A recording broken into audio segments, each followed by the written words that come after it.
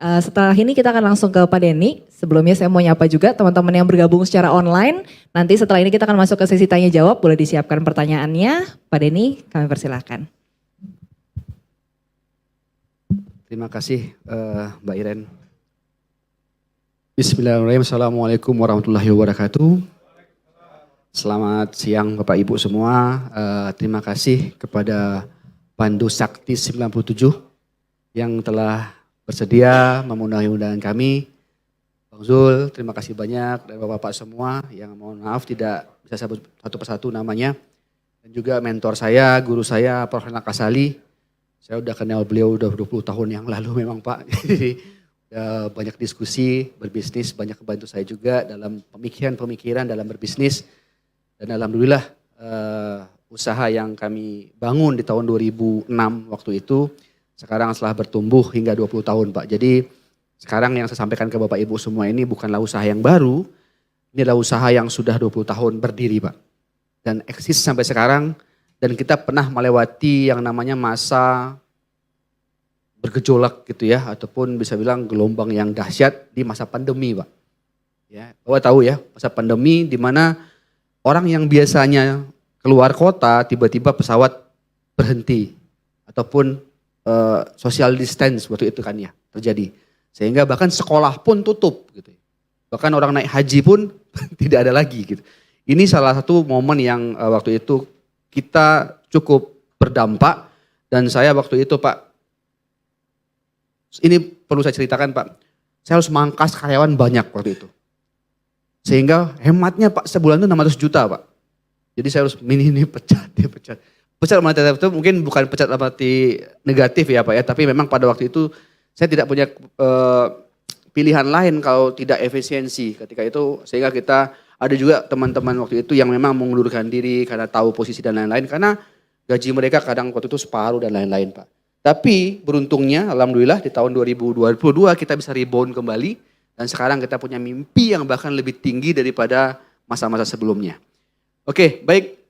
Bapak Ibu mungkin sedikit mengenai oleh-oleh. Ini mungkin menjadi sebuah budaya yang seperti Prof. bilang tadi, bahwasanya kita di Indonesia itu Pak, kalau keluar kota, biasanya bagi kita yang keluar kota punya beban. Saya harus bawa pulang oleh-oleh gitu. Ini kan tanda cinta, tanda sayang kita kepada keluarga kan Pak ya. Biasanya tuh ya, tapi biasanya ibu-ibu ya Bu ya. Lebih mencintai begitu ya. Intinya ketika keluar kota, ingat tuh suaminya mau dibawain apa dan lain-lain. Tapi kalau mungkin laki-laki kadang simple Pak ya, kan takut bawaan ribet dan lain-lain, kadang lupa. Tapi kebanyakan Bapak Ibu, bahwasanya di kita oleh-oleh itu menjadi suatu budaya yang memang bisa dibilang wajib Pak. Kalau kita keluar kota nggak sah gitu, keluar kota kita kalau kita tidak bawa oleh-oleh dari lokasi tersebut ataupun tempat tersebut. Seperti itu. Nah, itu memang menjadi suatu budaya yang saya pernah juga mengundang Pak Bondan Winarno, mendiang Pak Bondan dulu ke kantor saya di Batam. Saya banyak cerita juga dengan beliau. Bahkan beliau statement bahwasanya bisnis oleh-oleh ini bisnis yang gak ada matinya. Karena bukan bisnis musiman Pak. Karena budaya tadi itu melekat di karakter masyarakat kita. Sehingga kalau nggak memberi ataupun tidak memberi sebuah profil bilang bonding tadi itu, ada yang kurang seperti itu Pak. Itu keuntungan pertama kita bisa oleh-oleh. Yang kedua, orang nggak lihat harga Bu. Benar ya Bu ya? Saya yakin Bapak-Bapak di sini kalau ke toko oleh-oleh Pak, pernah nggak komplain soal harga Bu? Tidak saya pikir. Karena itu bukan Alfamart, Indomaret Bu. Kalau Alfamart, Indomaret tiba-tiba harga Sunlight 50.000 pasti komplain ya Bu ya.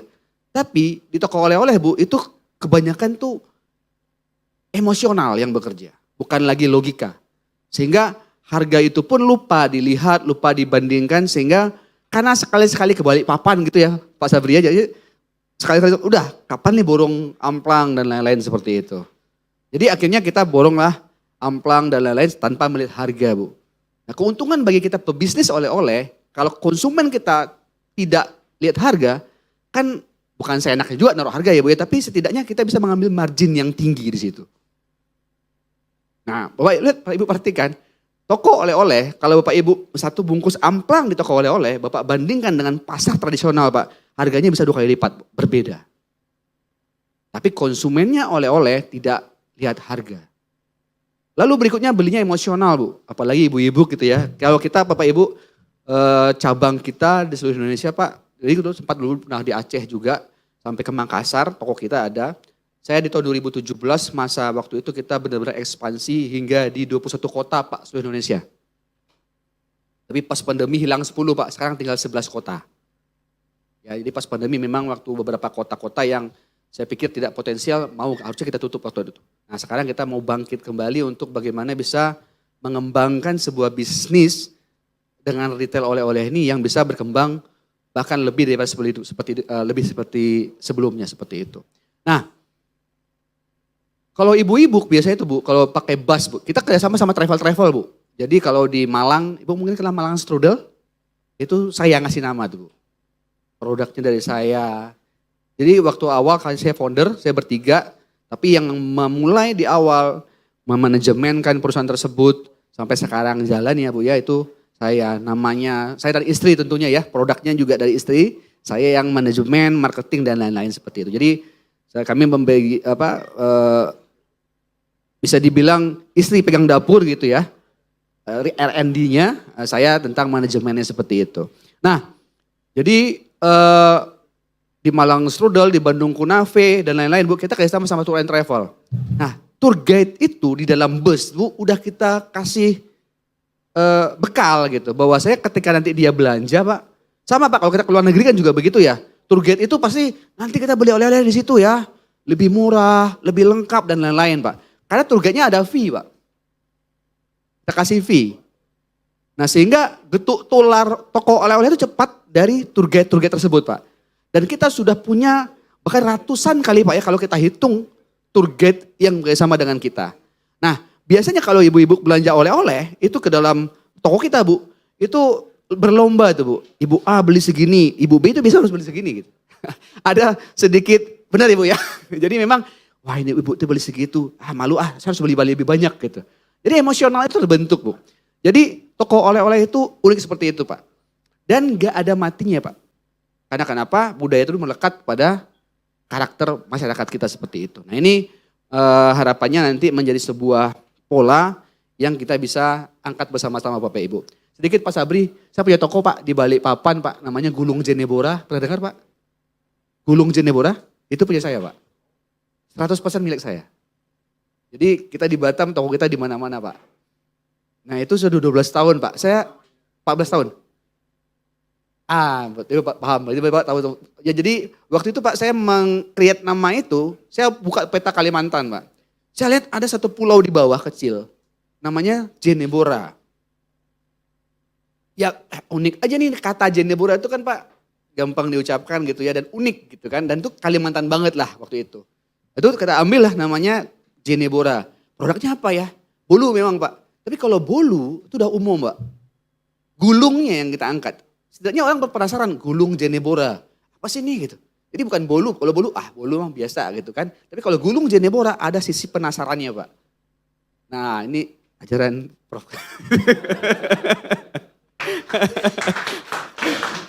Harus membuat suatu yang unik seperti Jakarta Escape tadi ya Prof ya. Seperti itu. Jadi gulung Jenebora itu saya ambil dari kata bolu sebenarnya Pak. Bolu gulung, tapi gulungnya yang saya pakai bukan bolunya. Nah sama Jenebora pulau tadi Pak.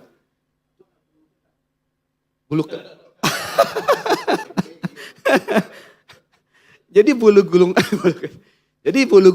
gulung Jenebora itu yang kita, 14 tahun kata di situ Pak. 2012 sampai sekarang masih nomor 1 Pak. Bang padahal bukan Pak, itu yang punya. Jadi kita nyewa di situ, nggak dijual soalnya Pak. Besar Pak, kita paling besar di Kalimantan memang. Nah, seperti itu. Dan kita sekarang juga dapat tawaran Pak di bandara nih. Makanya nanti mudah-mudahan Pak Sabri kita bisa ekspor bersama-sama Pak. Baik, saya lanjut Bapak Ibu. Jadi back dulu aja. Oke. Nah, ini beberapa brand kita Bapak Ibu yang masih ada sampai sekarang ya. Jadi kita ada Kek Pisang Villa di Batam Bapak Ibu. Kalau di bandara kita ada 3 Pisang Villa. Lalu ada juga di Gulung Jenebora di Balikpapan, di Tanjung Pinang ada Pinang Paleo. Lalu kita juga ada di Lampung Pak, Lampung Mana Foster. Kemarin kami juga ngirim oleh-oleh ya. Ke teman-teman yang di Pangdam ya. Dandrem ya. Di Lampung juga, di Pontianak juga ada. Juga di Bandung kita punya 2 brand Pak sebenarnya, ada Bandung Kunafe juga. Bandung Kunafe mungkin tadi Prof sudah menyebutkan, mention bahwasanya kita ada di Jalan Pasteur Bu, di pintu keluar samping kiri. Nah itu sebelum Botanical Mall. Nah itu kita luas banget Pak. Lokasi kita itu bisa muat bus hingga 15 bus. Jadi kerjasama dengan Tour and Travel tadi itulah Pak yang membuat mendatangkan konsumen segitu, sehingga busnya bisa parkir di situ dan konsumennya belanja di kami. Bapak Ibu bisa bayangkan belasan bus sekali belanja ke satu toko Pak. Bagaimana, apalagi ibu-ibu tadi Pak, saya sampaikan tadi kan ya, sehingga dia berlomba Pak seperti itu. Lalu ada juga Malang Strudel Pak di Malang, ini yang brand yang kita dirikan ya. Juga ada Palembang La Monde, Medan Napoleon, kalau ibu pernah dengar di Medan Bu, itu kita yang create. Jadi kalau Bapak Ibu pernah mendengar dulu, tahun 2017 itu ada kue artis Bu. Ya yang booming, itu kita Bu pencetusnya awalnya. Jadi saya pada waktu itu awalnya saya sampai Teguh Wisnu aja sebenarnya di Malang Strudel berdua tahun 2014. Lalu di tahun 2016-nya Irwansyah ngajakin saya join. Bang, tolong buatin saya juga Bang oleh-oleh, dia bilang gitu kan. Di mana Ji? Udah di Medan aja. Nah di Medan kita buatkanlah. Kita toko oleh-oleh di Medan namanya Medan Palembang, Medan Napoleon. Itu semua produk dari saya Bu. Produk dari istri saya semua. Dapur kita yang create produk itu. Tapi manajemennya segala macam dari saya. Jadi kita kerjasama begitu. Nah kita create lah di Medan namanya Medan Napoleon. Lalu berkembang Bu.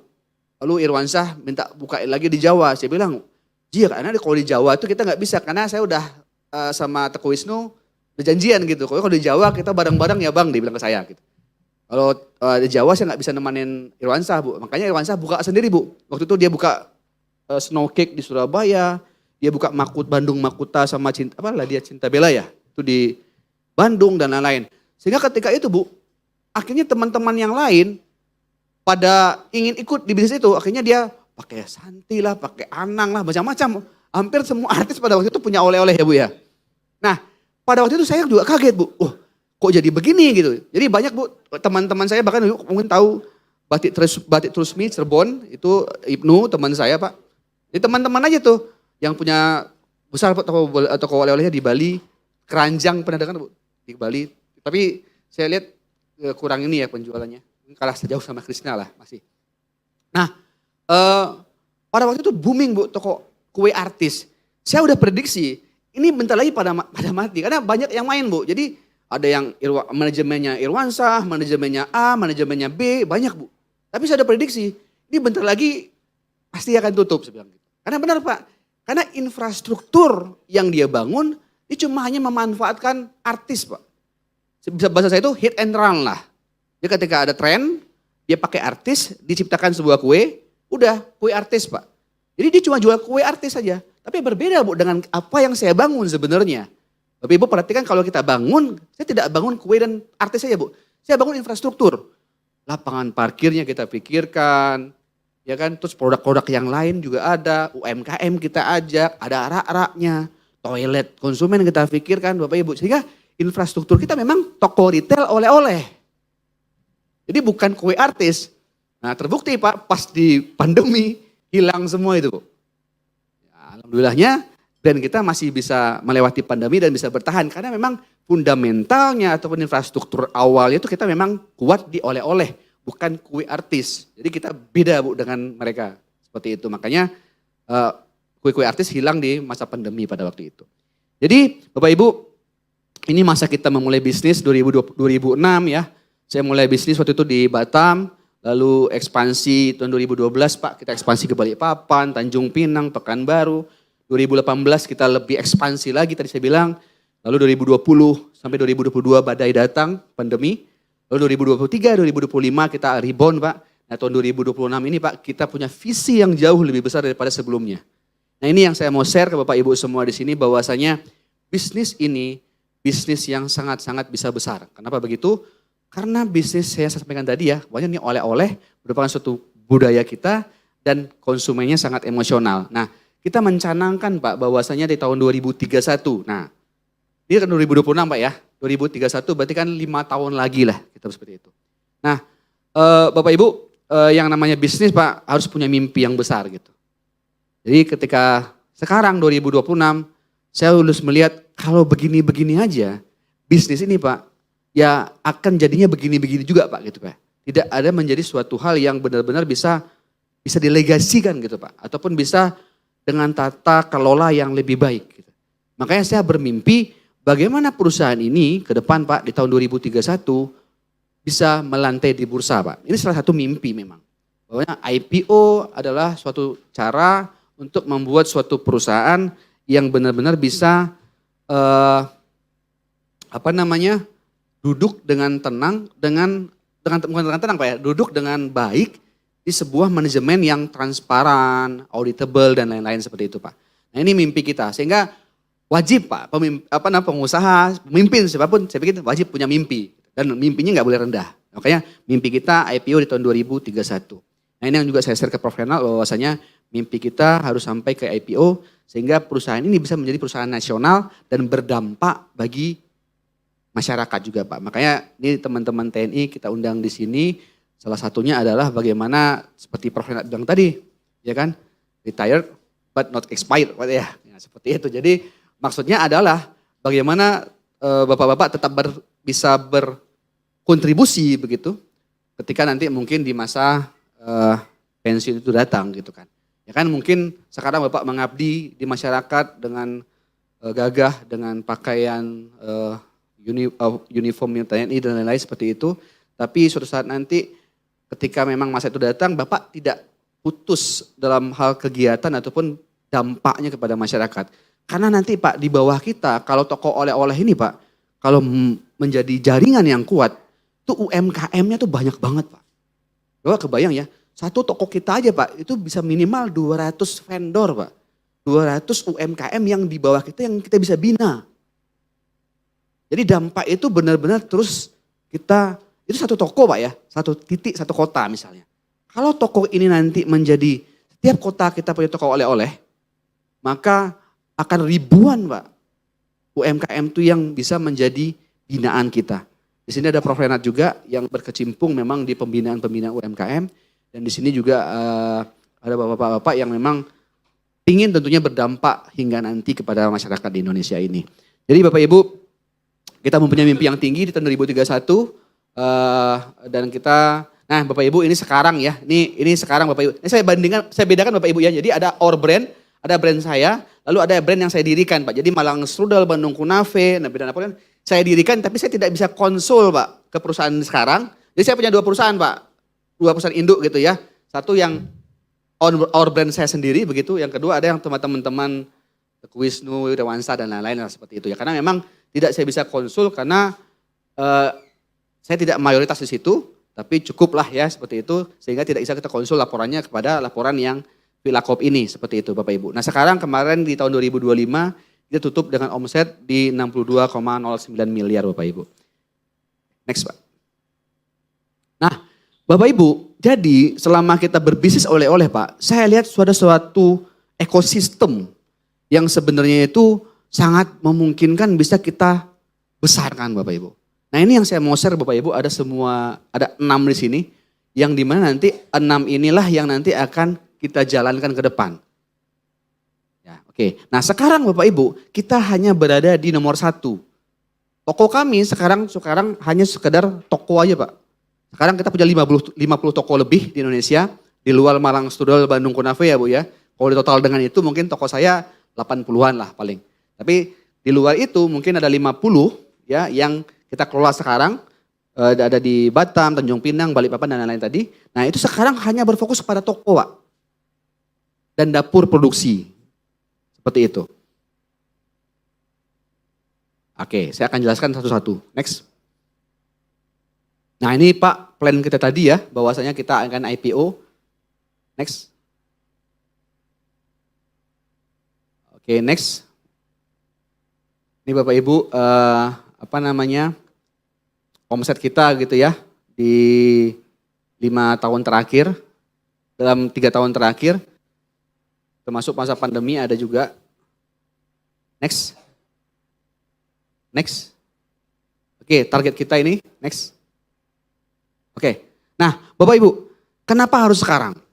Karena di Indonesia Bapak Ibu, setiap hari itu tercatat di BPS 2,5 juta orang bepergian Bapak Ibu keluar daerah. Entah itu menggunakan transportasi darat, laut, udara seperti itu. Tapi setiap harinya 2,5 juta orang. Itu banyak banget Pak. Dan dalam kepala mereka pulang harus bawa oleh-oleh. Nah itu tuh yang harus kita tangkap Pak. 2,5 juta orang Pak, banyak banget. Nah lalu produk-produk itu Pak masing-masing sendiri-sendiri. Banyak banget UMKM sama kita tuh Pak. Yang ibaratnya tuh modal cuma 20 juta, 15 juta, 10 juta. Sangat kecil sehingga bisa menjadi suatu problem juga buat kita. Nanti saya akan jelaskan problemnya di mana Pak. Tapi setiap problem pasti ada peluang di situ. Nah dan belum ada Pak satu toko oleh-oleh. Mungkin kita Pak. Sekarang Bapak lihat ya ada Kartika Sari di Bandung gitu. Ya udah Kartika Sari ya cuma hanya di Bandung aja Pak. Secara perusahaan mungkin dia ya Kartika Sari memang di Bandung ya. Karena saya juga nggak yakin Kartika Sari akan buka di Jakarta. Ataupun kota-kota lain ya. Karena memang konsep berpikir seperti itu. Nah tapi Prima Rasa ataupun Bulu Meranti ya Bu ya. Perusahaan-perusahaan seperti itu. Dia cuma hanya kuat di satu kota Bu. Nah belum ada satu perusahaan nasional yang bisa mengkonsolidasi ataupun seperti Alfamart Bu. Dia punya semua cabang di seluruh Indonesia. Nah bagaimana kita ke depan bisa meng-create ini, menciptakan suatu perusahaan dan perusahaan sudah terbentuk Bapak Ibu ya. Kemarin saya sama Prof. Renat, sama Prof. Nugroho yang tadi disampaikan, kita sudah membuat akte perusahaan.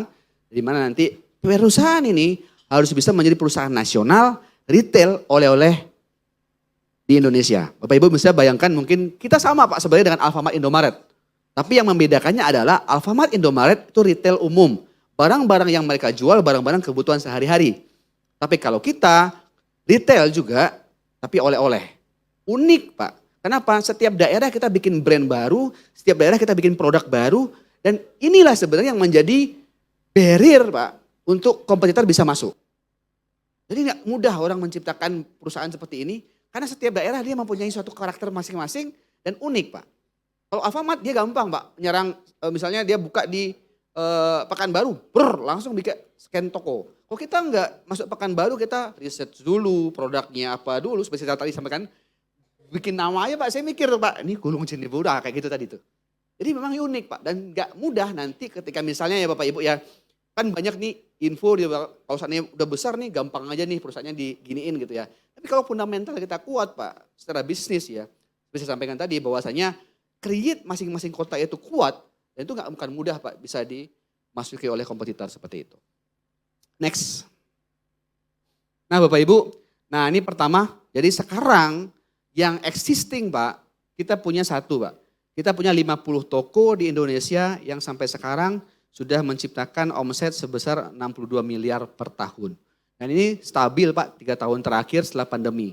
Nah tapi ini Pak, ini sudah menghasilkan net profit lah. Kira-kira kalau net profit Pak sebulan itu kita mungkin bersih-bersih di sekitar 600 sampai 700 juta.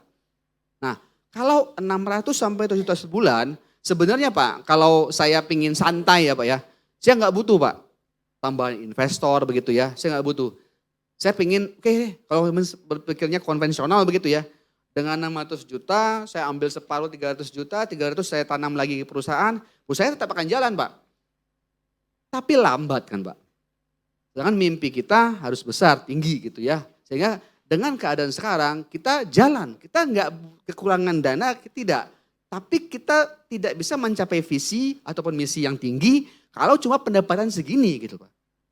Makanya inilah yang harus kita booster bagaimana supaya perusahaan ini benar-benar bisa mencapai titik maksimalnya Pak. Nah ini kalau saya kerjakan sendiri gak kuat Pak. Atau dalam kata-kata bukan gak kuat dalam arti manajemen ya, tapi dari segi financial akan lambat jarinya seperti itu. Makanya kita membutuhkan support dari Bapak Ibu semua yang ada di sini. Seperti itu Pak. Jadi sekarang kita punya 50 toko dan ini lini bisnis 1 Pak yang kita bilang. Ataupun action 1 kita lah kita bilang yang udah jalan sekarang. Next. Yang kedua, nah ini peluang Pak. Jadi kebetulan Bapak Ibu saya diajak gitu Bapak Ibu, di challenge bahkan oleh Angkasa Pura Bu, ataupun Injourney.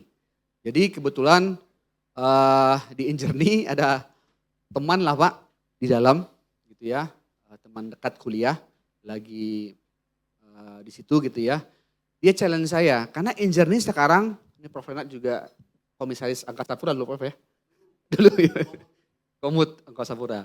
Nah, Angkasa Pura sekarang lagi berbenah Pak. Injury lagi berbenah. Sehingga banyak sekarang bandara-bandara itu dikocok ulang ataupun ditender ulang Pak. Seperti itu. Nah sekarang saya di-challenge sama teman saya ataupun engineer mohon maaf. Untuk bisa masuk di semua bandara di Indonesia Pak. Silakan kamu pilih yang mana Den. Mau di mana. Nah sekarang kita udah manfaatkan Pak. Kemarin kita udah buka di Batam, kita udah buka di di Pekanbaru. Barusan kita open di Pontianak. Bahkan saya sebelum sempat ke sana. 2 toko Prof, kita baru buka di Pontianak juga. Dan kita juga akan di Makassar juga penawaran dan kita udah cek juga Pak di Juanda. Lalu kita juga udah sempat survei di Balikpapan. Nah ini jadi challenge kita Pak sekarang, pertumbuhan perusahaan kita ini di challenge Pak. Mumpung ada jalan ataupun mumpung ada peluang, nah ini yang saya mau share ke Bapak Ibu, bahwasanya sekarang perusahaan kita di challenge untuk bisa masuk ke semua bandara di Indonesia Bapak Ibu. Nah kalau dengan pendapatan kami tadi, margin segitu tadi, tentu bisa Pak. Tapi mungkin setahun cuma bisa buka 2 bandara Pak. Lambat. Nah inilah yang jadi peluang buat kita bersama, bagaimana kita bisa mengeksekusi ini secara bersama-sama. Jadi untuk menguasai pasar oleh-oleh Pak, dan brand oleh-oleh supaya cepat terkenal itu di bandara. Karena bandara titik orang keluar dari sebuah kota. Makanya kita harus buka di bandara, lalu kita juga harus buka di kotanya, ada flagship store-nya, lalu ada mini-mini store-nya, dan ada dapur produksinya. Seperti itu Bapak Ibu. Nah, jadi yang kedua, ini belum kita jalankan Pak. Ini peluang. Jadi 2, 3, 4, 5, 6 nanti yang saya sampaikan itu peluang semua Pak. Tapi 1 tadi yang udah kita jalankan. Tapi 2, 3, 4, 5, 6 lini bisnis yang akan saya jelaskan itu menjadi peluang yang akan kita coba garap bersama-sama. Jadi peluang yang kedua adalah, peluang yang pertama adalah kita lagi di challenge sama Enjourney untuk buka di seluruh cabang di Bandara Indonesia. Next. Berikutnya Pak, pengadaan distribusi bahan baku. Jadi selama kita mengadakan bisnis ini Bapak Ibu, jadi kita lihat sekarang tuh kita belum terkonsolidasi Pak. Contoh Bapak Ibu ya, saya di Malang misalnya, di Bandung, di Batam, Palembang, ataupun di Balikpapan, kita bikin kardus tuh Pak, kardus oleh-oleh. Itu sebulan Pak, 1 miliar lebih Pak. Total kita belanja. Untuk kardus ataupun store use saja Pak. Plastik, kotak, kardus. Itu 1 miliar lebih se-Indonesia, sebulan. Tapi sekarang problem kita adalah si Pekanbaru ngambil sendiri, suppliernya sendiri, vendornya sendiri, lalu di Lampung juga sendiri, Malang ngambil sendiri, Bandung ngambil sendiri Pak. Sehingga kita nggak punya konsolidasi yang kuat. Nah kita membutuhkan dana di sini ataupun modal di sini bagaimana kita bisa mengkonsolidasi semua bahan baku tadi menjadi 1 titik. Bapak Ibu bisa bayangkan, kalau 1 miliar tadi itu sekarang terpencar-pencar Pak. Nah bayangkan 1 miliar tadi kita bisa ngambil ke 1 titik aja. Kita pilih 1 titik, kita beli cash di depan Pak. Itu setidaknya kita dapat diskon 10% misalnya Pak. Maka 100 juta sebulan margin langsung dapat dari situ Pak. Nah itu yang namanya konsolidasi bahan baku Pak. Ini saya sebutkan baru dari 1 produk ataupun dari 1 material lah kita bilang ya. Kardus ataupun store use. Masih banyak Pak. Keju, tepung, coklat, gula. Nah ini masih pencar-pencar Pak. Nah makanya dengan kekuatan bersama rencana kita, ini peluang yang kedua bagaimana kita bisa mengkonsolidasi secara nasional kebutuhan-kebutuhan tadi menjadi 1 titik Pak. Sehingga kita bisa efisiensi di dalam pengadaan bahan baku. Ini yang akan kita jalankan ke depan Pak. Makanya di sini kita membutuhkan pendanaan untuk bisa mengkonsolidasi dan membuat bahan baku ini menjadi terkonsol. Bahkan 1 Pak, saya open saja. Saya sama teman-teman di Batam, teman-teman ngopi lah Pak ya. Saya sempat curhat aja nih. Kamu mau gak ngambil peluang coklat saya bilang. Gimana maksudnya? Saya presentasi Pak. Coklat kami kebutuhan segini nih sebulan. Langsung jadi Pak. Jadi perusahaan itu kami bikin teman-teman warung kopi aja nih Pak. Ya jadi kami bikin 1 perusahaan coklat. Dia pun gak punya produksi Pak. Masih ngambil gitu Pak. Ada namanya Frey Abadi. Cuma ngambil aja Pak. Dan sekarang Pak setiap tahun itu saya dapat keuntungan sekitar 30 jutaan ada. Dan saham saya cuma 10%. Sehingga bisa dibilang perusahaan itu jalan Pak. Itu dari 1 coklat aja tuh Pak. Coklat udah dari coklat PT Coklat. Saya sama teman-teman udah nyoba gitu Pak. Maksud saya Gila ya, satu coklat aja yang awalnya cuma bercanda, diseriusin, untung Pak. Seperti itu, karena pemakaiannya harian Pak. Iya kan? Nah seperti itu. Next. Yang kedua, pembiayaan dan pengembangan UMKM Bapak Ibu. Nah Bapak Ibu bisa perhatikan, nah ada kejadian yang sangat bisa menjadi peluang Pak. Di toko kami ketika weekend, Jumat, Sabtu, Minggu itu full bus Pak, rame. Sehingga Senin, Selasa, Rabu, rak-rak itu pada kosong Pak. Karena banyak dibeli sama konsumen. Nah rak-rak kosong kan menjadi kegelisahan kami ya Pak ya. Bahwasanya ini ada loss sales nanti yang akan terjadi. Kan UMKM saya telepon, kita telepon nih. Bu kapan bisa masukin barang lagi nih? Ternyata si UMKM bilang, sebentar ya Pak, saya harus nunggu duit dulu dari ini dan lain-lain gitu. Sehingga dia baru bisa mensuplai kami lagi itu Pak di hari Kamis. Rabu sore paling cepat. Sehingga toko kami Senin Selasa kosong rak-raknya Bu. Loss sales kami. Ternyata kendala mereka dibayar oleh toko oleh-oleh yang lain 1 bulan Pak temponya. Time of payment-nya 1 bulan. Sehingga mereka nggak bisa muter Pak. Ini kalau kita punya duit di depan Pak, ini kita bisa bantu mereka. Financing. Ataupun bukan financing ya, intinya Bu sekarang kita rubah ya modelnya, kita beli di depan. Nah ini yang dilakukan sama Alfamart tuh. Alfamart itu beli barang orang tuh cash Pak. Bapak kalau masukin barang ke Alfamart cash. Tapi Alfamart dalam tanda kutip ya, nekan harga Bu. Gitu. Contoh ya Bu ya, amplang nih. Harganya 10.000 misalnya. Itu TOP Bu. Tapi kalau kita beli cash di depan, saya berhak minta diskon Bu. Ya kan? Nah, saya minta diskon Pak di depan. Ke depan ini yang akan kita lakuin Pak. Jadi dengan dana kita yang ada, nih saya bayar di depan aja deh. Gitu ya. Ketika harga 10.000 Pak, setidaknya dapat 5.500 rupiah aja, 5% aja diskon. Udah dapat margin Pak dari situ. Itu keuntungan yang pertama. Keuntungan yang kedua, dengan dana kita tadi Pak, mereka akan suplai kita tepat waktu. Dan rak kita nggak kosong Pak, nggak ada loss sales. Jadi clear di sini benar-benar untuk memajukan perusahaan kita dan membantu UMKM Pak. Sehingga mereka berputar cepat juga Pak dana mereka. Nah ini kita perhatikan hampir seluruh toko-toko kita begitu Bu. Bagaimana kita berdampak buat teman-teman UMKM tadi, salah satunya dari pembiayaan yang di depan tadi itu Pak. Nah kelebihan lain Pak, dengan kita beli di depan sama Alfamart Pak. Maka Alfamart tuh nggak ada ruginya Pak. Kenapa? Ketika bayar di depan, dia cas sama diskon. Yang kedua, terakhir bisa return barang Pak. Retur barang. Jadi barang di Alfamart itu tinggal 2 bulan Pak, diretur sama dia Pak. Diganti sama si supplier. Jadi dia nggak ada ruginya Pak. Duit itu sebenarnya barang itu muter aja. Nah itu yang dilakukan sama Alfamart. Nah itu juga akan kita mau lakuin. Jadi nanti kita minta diskon yang 5%, keuntungan di depan dapat 5%, yang kedua barang kita stoknya mencukupi terus. Yang berikutnya ketika ada yang mau masuk data masa expire, kita bisa tukar barang Bu sama supplier lagi. Sehingga nggak ada loss duit, dana itu nggak ada yang loss di situ. Ini jelas-jelas sebuah peluang yang besar. Bapak Ibu bayangkan ya, ini kita tidak lakukan hanya cuma 1, 2, 3 kota, 4 kota Bu. Semua kota kita bisa lakuin Bu. Makanya kita butuh konsolidasi nasional Bapak Ibu. Ini memang bisnis nasional, yang saya akan ceritakan ini bisnis nasional Pak, bukan bisnis daerah. Next. Nah Bapak Ibu perhatikan, maklon dan repacking. Ini belum juga kita lakuin Bapak Ibu. Sudah kita lakuin tapi beberapa produk lah gitu ya. Nah Bapak Ibu perhatikan mungkin di Alfamart, Indomaret, 15 tahun terakhir, Alfamart, Indomaret Pak cuma jual barang orang. Ya, tisu yang supply Pasio, Tesa gitu ya. Lalu sabun yang supply mungkin Rinso dan lain-lain lah ya Bu ya. Ya kan, Ibu bayangkan ya. Nah sekarang Alfamart, Indomaret sebagai toko dia ngelihat, gila nih tisu Tesa untungnya gede banget. Dia bisa melihat data kan Pak, penjualan-penjualan yang ada di tokonya dia. Wah kalau gini saya bikin tisu sendirilah gitu ya. Kalau begitu saya bikin sabun sendirilah, dia bilang begitu. Nah akhirnya Bapak Ibu perhatikan, 5-10 tahun terakhir Alfamart melihat peluang itu Pak. Sebenarnya peluang itu yang dilihat di dalam toko dia sendiri. Bukan toko orang lain, sehingga peluang itu udah ada Bu.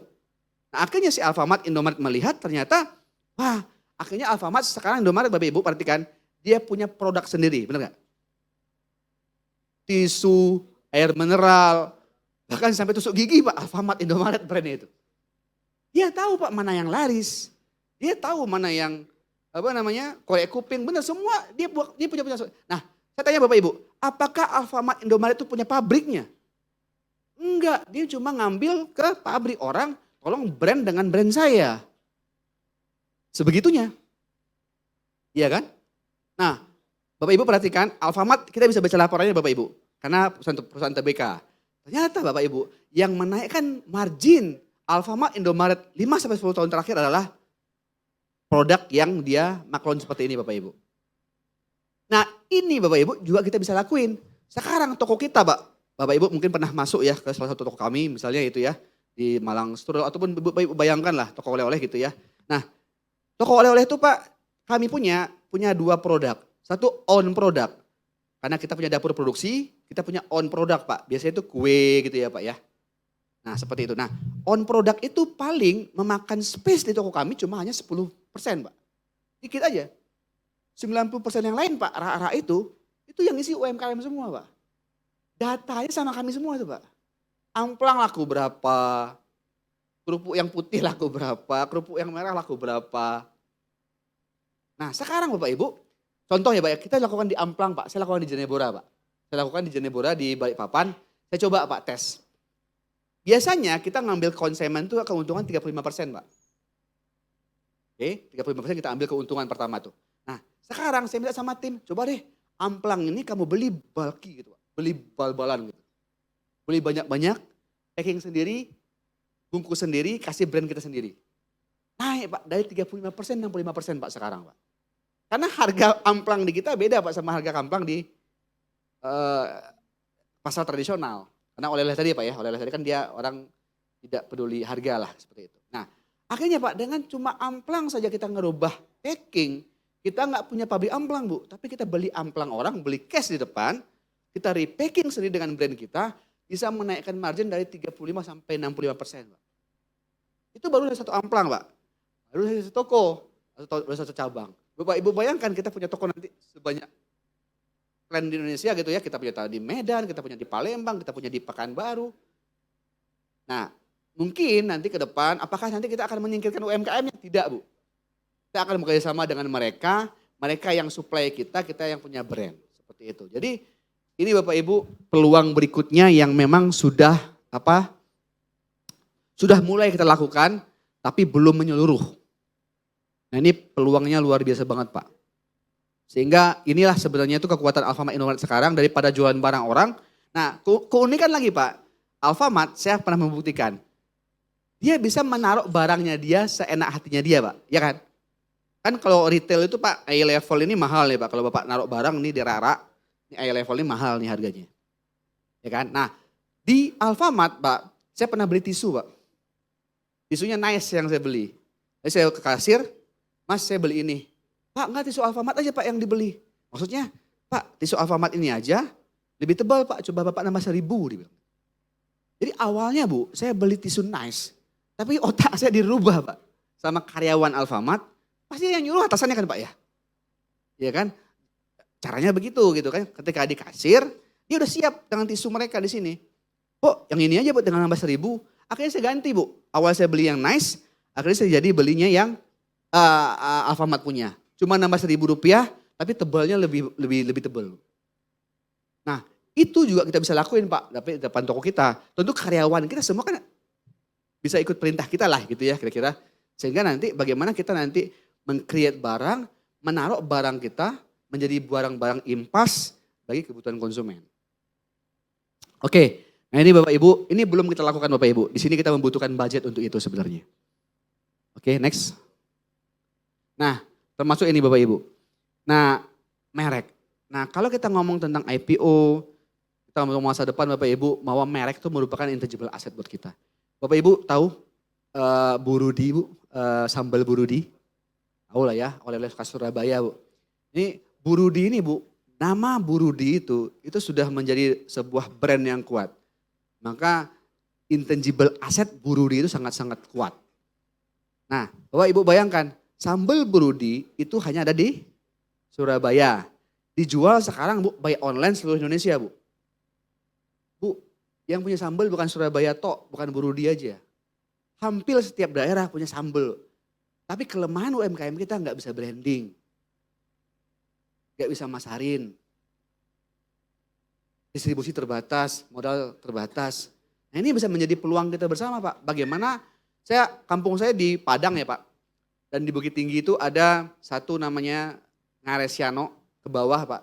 Ini unik, ada nama makanannya itu bebek Pak. Bebek lado hijau, bebek cabai hijau sebenarnya. Dia jual itu di bawah Ngaresiano Pak. Itu terkenal Pak di Sumatera Barat. Tapi karena kita tahu yang punya mungkin konvensional gitu ya. Belum kebuka wawasannya, ya dia cuma jualan begitu aja Bu.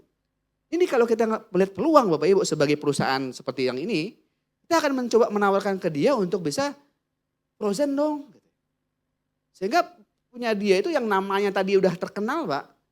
Dengan kerja sama kita bisa kirim-kirim kemana-mana Pak dengan frozen. Sehingga lado hijau tadi ataupun bebek cabai hijau tadi bisa terkenal Pak. Seluruh Indonesia. Itu baru satu di Bukit Tinggi Pak. Bapak Ibu bayangkan banyak Pak, ratusan bahkan ribuan produk-produk unik ada di Indonesia. Nah itu belum ada yang mengkonsolidasi Bu. Bapak Ibu bisa bayangkan perusahaan kita perusahaan apa sih sebenarnya? Bapak Ibu bisa bayangkan Unilever Pak. Unilever. Nah kita pingin menjadi Unilever Pak, sebenarnya. Tapi di retail oleh-olehnya. Di oleh-olehnya. Di produk UMKM-nya Pak. Unilever, Bapak ingat, oh itu perusahaan besar, nasional yang menyediakan kebutuhan head to toe lah ya. Ibaratnya dari kepala sampai ke kaki. Nah kita pengen jadi Unilevernya Pak, tapi produk-produk oleh-oleh. Nah inilah mimpi kita Bapak Ibu yang kita pengen konsolidasikan, yang saya sampaikan juga Prof. Renal. Dan alhamdulillah Prof. Renal sama Prof. Nugroho, tadi yang disampaikan Prof. Nugroho merupakan founder Pak dari Rumah Sakit Brawijaya. Beliau juga founder sebenarnya dari Rumah Sakit Bunda, lalu keluar begitu ya, lalu dia buat Rumah Sakit Asih. Ibu mungkin tahu ya Rumah Sakit Asih di Jakarta juga. Lalu terakhir beliau buat tahun 2005 Rumah Sakit Brawijaya yang di Antasari awalnya, dan foundernya tadi Pak telah bergabung juga dengan kami. Jadi Prof. Renal, Prof. Nugroho, jadi ada nih di perusahaan kami sudah ada sekarang pakarnya ekonomi lah kita bilang seperti itu. Profesornya di bidang ekonomi dan profesor di salah satu bidang di kedokteran juga sudah bergabung Bapak Ibu. Nah Bapak Ibu bisa perhatikan yang tadi yang kedua 3, 4, 5, 6 tadi itu belum ada yang kita jalankan Pak. Atau sudah ada kita jalankan cuma masih sedikit kita jalankan. Nah ini yang menjadi peluang buat kita bersama. Makanya kita mengundang Bapak Ibu semua untuk kita bisa bersama-sama untuk bisa berkolaborasi. Ya Bapak Ibu karena kalau tidak berkolaborasi Pak lambat Pak jalan kita. Makanya kita ingin berkolaborasi bersama. Next. Nah Bapak Ibu sebenarnya ini juga saya presentasikan ke teman-teman dokter Pak pada waktu itu Pak. Dimana kita sebenarnya kita membutuhkan dana 40 miliar Pak. Sebenarnya saya lihat Pak 40 miliar ini gak kecil lah. Gak terlalu besar gitu ya Pak ya kalau saya lihat di sisi bisnis lah gitu ya Pak ya. Untuk skala nasional Pak ya. Ya saya lihat satu orang pebisnis gitu ya buka rumah makan aja mungkin dengan bangunan yang megah itu 10 miliar gak kemana itu Pak. Dengan cadangan operasional dan lain-lain. Jadi kita cuma membutuhkan untuk sementara ini di awal ini Pak. Jadi kami mengundang Bapak Ibu semua itu untuk bisa bergabung di awal dengan kami. Supaya apa? Supaya nanti ketika memang nanti kita bisa mencapai titik IPO Bapak Ibu. Nah satu Pak perusahaan juga informasi juga. Kami di IPO Pak juga ada konsultan ya. Namanya Kewan Denny teman saya juga di Semarang.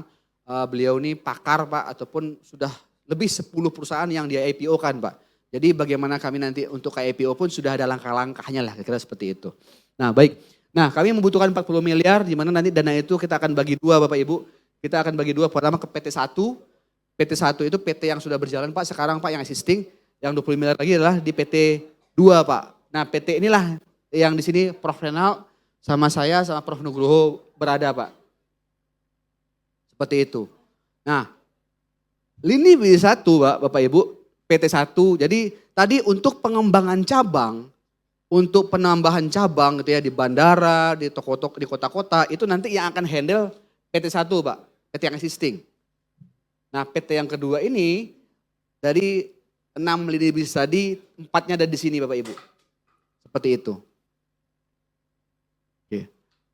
Nanti kita juga ada makalah Bapak Ibu yang Bapak Ibu bisa dapatkan. Jadi kita sekarang secara entitas, jadi kita lagi membuka peluang Bapak Ibu untuk bisa bergabung bersama kami untuk bisa memiliki saham perusahaan ini dari awal gitu. Kenapa dari awal Bapak Ibu?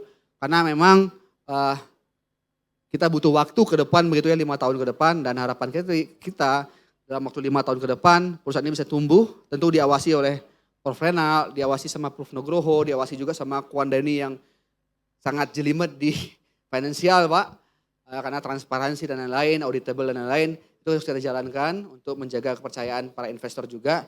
Nah di mana nanti dengan itu semua kita bisa melangkah Pak untuk bisa mencapai titik tertinggi kita untuk menjadi Unilevernya di versi oleh-oleh Bapak Ibu, seperti itu. Jadi next. Oke, Bapak Ibu bisa perhatikan. Nah yang tadi itu Pak, itu kita menjual saham lah ataupun berkolaborasi dalam bentuk equity ya. Di mana nanti Bapak Ibu jangan khawatir juga, ada mekanisme pengembalian Pak kepada investor. Jadi misalnya Bapak Ibu ya 1% senilai 1 miliar gitu ya. Jadi PT2 tadi Bapak Ibu yang kita buka sekarang, ini metode pertama gitu ya. Di mana kita PT kedua ini, PT-nya sudah berdiri, sudah kita tanda tangani juga. Di mana sekarang kita lagi melepas saham tersebut 1% dalam bentuk penyataan modal sebesar 1 miliar Bapak Ibu. Nah di mana nanti 1 miliar itu nanti kita akan kembalikan Bapak Ibu di tahun 2027, 2028 dan 2029. Kalau ini kan dari 40 miliarnya Bapak Ibu. 40 miliar saham yang dilepas ataupun 40 miliar saham kepemilikan yang kita share kepada Bapak Ibu yang berminat nanti seperti itu. Oke next, nanti kita bisa diskusi lewat ini ya. Nah ini Bapak Ibu ada skema kepemilikan ya, skema kepemilikan untuk bergabung bersama kami 1 miliar rupiah ya 1% untuk PT yang kedua. Di mana misalnya Bapak Ibu ya, di sini ada proses pengembalian modal sama kami dari 40 miliar misalnya yang terkumpul 5 miliar berarti sekitar 12,5%-nya kita kembalikan di tahun 2027. Berarti Bapak Ibu bisa bayangkan kalau seandainya Bapak Ibu masuk 1 miliar, maka 1 miliar itu 12,5%-nya itu akan dikembalikan di tahun 2027, lalu sekitar 25%-nya akan dikembalikan di tahun 2028, lalu 62,5%-nya akan dikembalikan di tahun 2029. Maka duit ataupun dana Bapak Ibu investasikan 1 miliar tadi itu akan kembali dalam waktu 3 tahun Bapak Ibu. Jadi di sini ada proses pengembalian investasi. Kalau Bapak Ibu memilih yang model equity, bergabung bersama saya, Prof Renal, Prof Nugroho, untuk memiliki perusahaan. Keuntungannya Bapak Ibu di mana? Keuntungannya memang nanti Bapak Ibu. Tapi ada pengembalian modal selama 3 tahun ke depan. Seperti itu. Jadi jadi Bapak Ibu akan mendapatkan 2 akad. 1 akte perusahaan, Bapak Ibu akan masuk dalam perusahaan, bergabung bersama kami. Yang kedua Bapak Ibu juga akan mendapatkan SPK Pak. Di mana dari SPK itulah yang akan menjelaskan proses pengembalian investasi Bapak Ibu selama 3 tahun ke depan. Seperti itu. Nah ini model pertama Bapak Ibu bisa berinvestasi yang pertama dengan memiliki saham. Bergabung bersama kami memiliki perusahaan. Seperti itu. Next. Nah ini Bapak Ibu ada 2 alternatif pilihan Bapak Ibu yang langsung saya share di sini kepada teman-teman yayasan. Bahwasanya Bapak Ibu di sini bisa memilih 2 alternatif pilihan berinvestasi. Yang pertama namanya Private Investment Opportunity, yang kedua Private Financing Opportunity. Jadi tadi kami sampai akhir tahun ini Bapak Ibu tentu per bulan bertumbuh juga, harus ada yang masuk juga per bulannya supaya nanti target itu tetap bisa kita jalankan start di awal di tahun 2027 Bapak Ibu. Nah seperti ini. Nah tadi yang saya jelaskan Bapak Ibu adalah di alternatif yang pertama, bahwasanya Bapak Ibu akan memiliki saham di PT yang kedua ataupun PT yang saya bersama Prof Renal, Prof Nugroho berada. Itu Bapak Ibu memiliki sahamnya. Akan kembali waktu modal 3 tahun ke depan. Lalu setelahnya Bapak Ibu kita di tahun 2029 kita akan merger Bapak Ibu dengan PT yang pertama. Lalu setelahnya kita akan IPO di tahun 2031. Nah Bapak Ibu ketika memiliki saham di PT awal Bapak Ibu tentu akan terdelusi ketika nanti perusahaannya akan masuk ke publik ataupun merger. Tapi nilai valuasi tadi itu Bapak Ibu itu sudah meningkat jauh pesat. Bapak Ibu perhatikan sekarang Rans yang lagi viral masuk IPO. Ya turun lagi Pak, tapi setidaknya ketika masuk di awal itu Pak, itu luar biasa sampai 2,7 triliun ya sekarang valuasinya kalau nggak salah. Meskipun turun, kita melihat dari sebuah perusahaan Pak, saya begini, perusahaan itu dilihat dari fundamental bisnis Pak, kalau saya perhatiin. Kalau Rans ini kan belum nampak Pak fundamentalnya seperti apa Ransnya, bisnisnya. Kalau kita kan jelas nih Pak, fundamental bisnis kita jelas, seperti saya jelaskan tadi. Berbeda kan, Bapak Ibu bisa bayangkan Rans bisnis apa sih?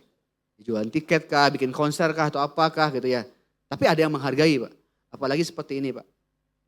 Seperti itu. Jadi fundamental bisnis lah yang nanti akan memperkuat posisi kita nanti ketika IPO. Yang kedua Bapak Ibu, private financing opportunity. Next. Ini yang pertama ya, next. Next. Ini Bapak Ibu, tadi saya sampaikan ya bahwasanya kita melepas 40% saham. Ya, di mana 40% saham ini sebesar 40 miliar itu per investor per 100 lotnya 1 miliar Bapak Ibu. Seperti itu. Di sini model yang kepemilikan saham. Next. Next. Oke, yang kedua private financing opportunity Bapak Ibu. Nah, kalau yang private financing opportunity Bapak Ibu ini lebih tepatnya itu kepada bapak-bapak yang modal tipikal investasinya itu pengen dapat bulanan lah Pak gitu Pak. Saya invest deh gitu ya. Saya pengen terlibat, saya pengen berdampak. Tapi saya nggak mau nunggu lama gitu misalnya gitu. Nah di sini Bapak Ibu mungkin bisa masuk. Di mana modelnya private financing Pak. Di mana nanti di sini Bapak Ibu, ini contoh pendanaan ya Pak ya, contoh. Contoh misalnya yayasan ini Bapak Ibu ngumpulin nih, satu yayasan terkumpul 10 miliar misalnya seperti itu. Nah lalu 10 miliar ini nanti akan dimasukkan sama kita, nanti waktu 36 bulan Pak tenornya seperti itu, ataupun lama durasinya gitu ya. Margin tetapnya Pak 20% per tahun Pak. Dan margin kita akan bayarkan setiap bulannya Bapak Ibu, seperti itu. Lalu di tahun ketiga, akhir tahun ketiga kita akan pengembalian pokoknya 100% Pak. Seperti itu. Jadi model yang ini lebih model ramah lah kita bilang gitu ya Pak. Ya ibaratnya ramah sama kata Bapak Ibu pingin kenalan dulu gitu ya. Ini perusahaan mana sih gitu kan ya, pingin aman dulu ataupun bukan pingin aman sih, maksudnya pingin kenalan lah gitu ya. Bapak Ibu mungkin bisa masuk di model financing ini. Seperti itu. Jadi kita berusaha untuk mendapatkan dana ini untuk mencapai pada visi yang tadi saya jelaskan ke Bapak Ibu semua. Apakah nilainya harus berapa? Nah itu nilainya nanti bisa masing-masing kemampuan Bapak Ibu semua seperti itu. Nah mungkin di sini karena sebuah yayasan, mungkin izin Bang Zul mungkin bisa memungkinkan nanti kita diskusi ya Bang ya, untuk bisa kita diskusi apakah modelnya secara financing ataupun secara equity yang bisa memungkinkan saja melibati koperasi dan lain-lain yang mungkin dari teman-teman Yayasan Pandu Sakti 97 yang mungkin lebih paham seperti itu. Jadi ada model yang memiliki saham, kembali modal 3 tahun, baru nanti itu akan berbuah di tahun keempat, tahun kelima seperti itu, tapi nilainya udah menjadi berlipat Pak, karena akan tujuan kita IPO. Itu model investasi jangka panjang ya Pak ya. Tapi ada juga yang saya pengen dapat bulanan lah gitu ya, nah, mungkin bisa masuk ke financing opportunity ini seperti ini Bapak Ibu. Next. Nah ini ada perbandingan untuk Bapak Ibu ya, Bapak Ibu nanti ada makalah juga yang Bapak Ibu akan dapatkan, nanti Bapak Ibu bisa bandingkan. Tentu plus minus gitu ya Bapak Ibu ya. Ada keuntungan dan kelemahannya lah ibaratnya mau milih yang ini ya nggak dapat saham gitu ya. Milih saham tapi nggak dapat bulanannya dulu nih gitu. Tapi besarnya nanti di belakang gitu Bapak Ibu. Next. Nah ini nah Bapak Ibu di sini karena memang kita bersama-sama dengan teman-teman yayasan begitu ya. Nah, kita ingin bagaimana kita bisa terus berdampak Pak kepada masyarakat kita ya. Retired gitu ya, but not expired gitu kan.